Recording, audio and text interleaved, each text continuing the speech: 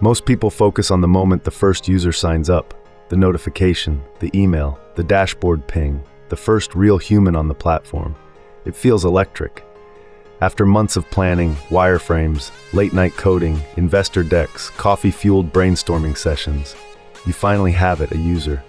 But the real story doesn't start there. It starts the day after.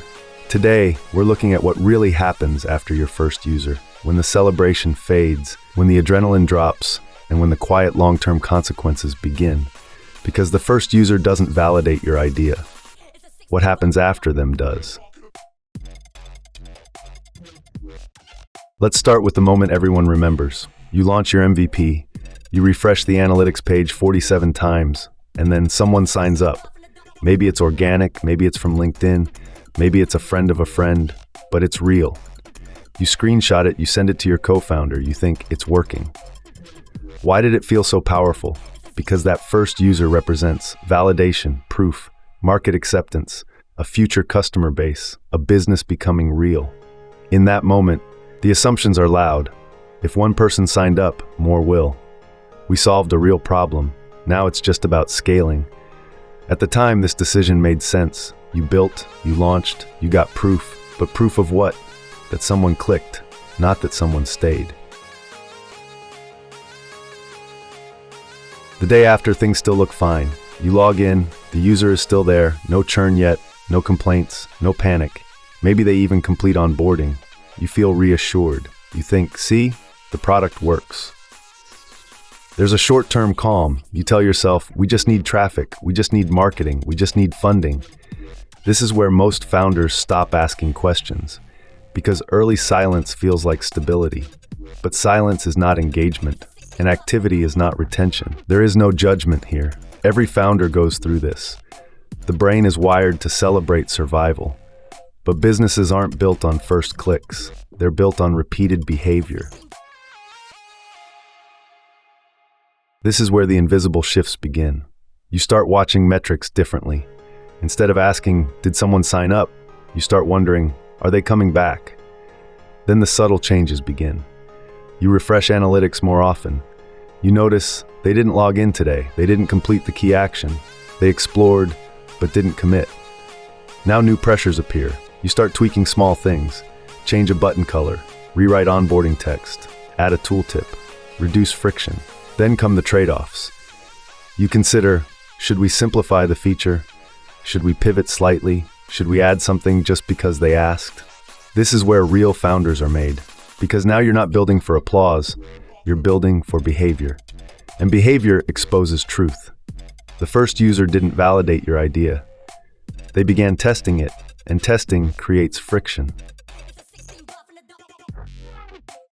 The consequences don't arrive loudly, they arrive slowly. Maybe your first user churns, not dramatically, just quietly. No angry email, no negative review, they just stop showing up.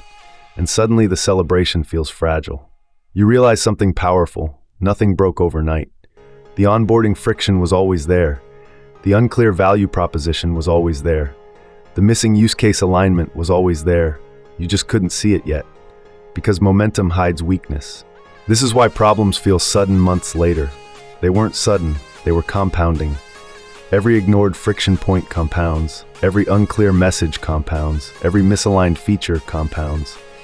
Until one day, growth stalls, and it feels like a shock. But it wasn't. It started the day after the first user. Most founders don't ignore problems. They simply don't see them yet. Why? Because of cognitive bias, confirmation bias. You look for signs that your idea works. Overconfidence bias. You assume early traction equals long-term success. Process blindness. You focus on acquisition instead of retention. Emotional investment. You built it. You love it. That makes it harder to critique. Organizational inertia. Once you launch, changing direction feels like failure. But it's not failure. It's data. The first user is not validation. They are information, and information requires interpretation. Experienced founders don't judge decisions by the moment they're made. They judge them by what happens after. Here's what professionals look for the day after the first user. 1. Activation. Did they reach the core value moment? 2. Retention. Did they come back without being reminded? 3. Engagement. Did they complete the meaningful action? 4. Feedback quality. Did they understand the product the way you intended? 5. Behavioral friction. Where did they hesitate? Experienced teams ask, what behavior changed after sign-up? Where did attention drop? What assumptions did we just disprove? They expect change, they expect friction, they expect early churn, because that's how real products are refined. At MP Nerds, we don't treat the first user as a victory. We treat them as a diagnostic tool. Your MVP is not meant to impress. It's meant to reveal. And revelation is uncomfortable. But it's necessary. The lesson isn't don't launch. The lesson is plan for the day after. Here's the mindset shift. Don't ask, how do I get my first user? Ask, what will I measure the day after my first user? One simple framing principle. Build for behavior, not applause. And one long-term question every founder should ask. If 100 users behaved exactly like my first one, would this become a business? That question changes everything, because now you're designing for scale, not celebration. Most products don't fail at launch. They fail in the weeks and months after the first users arrive. Not because the idea was bad, but because the founder stopped learning. If this changed how you think about MVPs, validation, or early traction, that's the goal. This is the day after, and next week we'll explore the day after funding, because capital changes behavior, and not always in the way you expect. If you're building something real and you want to think beyond launch, subscribe, because the real story always starts the day after.